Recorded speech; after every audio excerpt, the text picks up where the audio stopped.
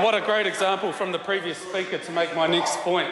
This national government, this national party has become a Monty Python skit straight off Planet Key. It's just wonderful to watch.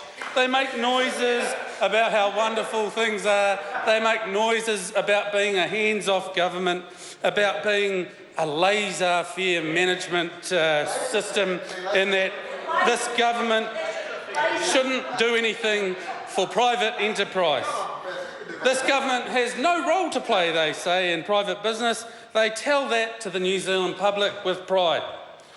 But here's a bit of a brief reality check for the members on the opposite side there, Mr. Speaker. Does MediaWorks ring a bell? Does Rio Tinto sound familiar?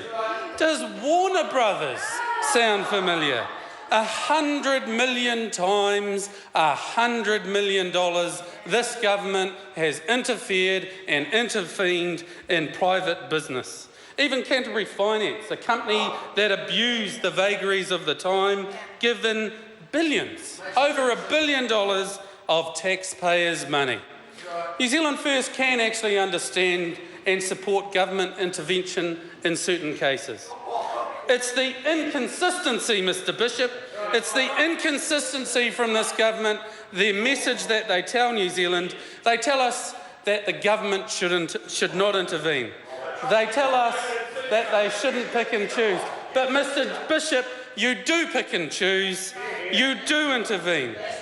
As with just about every message from the government, they say one thing, sir, but then their actions belie the lyrics from that wonderful song sheet that has been written for them. Say the nice thing, do another. New Zealanders do not need to be reminded about the $12 million payout to billionaire Saudi farmers for their model farm that New Zealand has no ownership in, not even a small part. It makes no sense whatsoever. Yesterday in the House, the Right Honourable Winston Peters brought to the House's attention the arbitrary decision-making of this government to use a foreign-owned waste management company in favour of a purportedly highly effective New Zealand company. No tender process, completely undemocratic. And then there is Rocket Lab. We found out in the House today that this government has been holding Rocket Lab up as a wonderful success of government helping out New Zealand business. But what we found out today is this is a 100% American-owned company, and this government keeps handing over, it's been handing over about $25 million so far at this stage. Stories told by this government of supporting Kiwi business, but Rocket Lab is an American company with shareholders such as Lockheed, $1 billion foreign corporate, and where this government's giving them money. This government is selling out, sir. They are selling out New Zealand to large foreign corporates. They do not believe in small New Zealand business. We've been told that Mr. Key and Mr. Foss can't even be bothered turning up to the Small New Zealand Business Annual Conference, and apparently this has been going on for 3 years now. No, they just can't be bothered.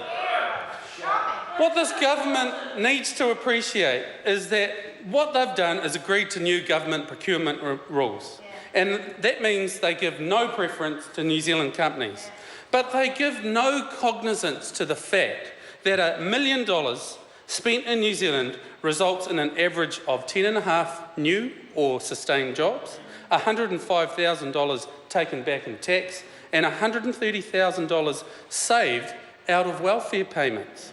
It is not racist, as so often accused of this party, to be proud and to stand up for New Zealand and New Zealand first.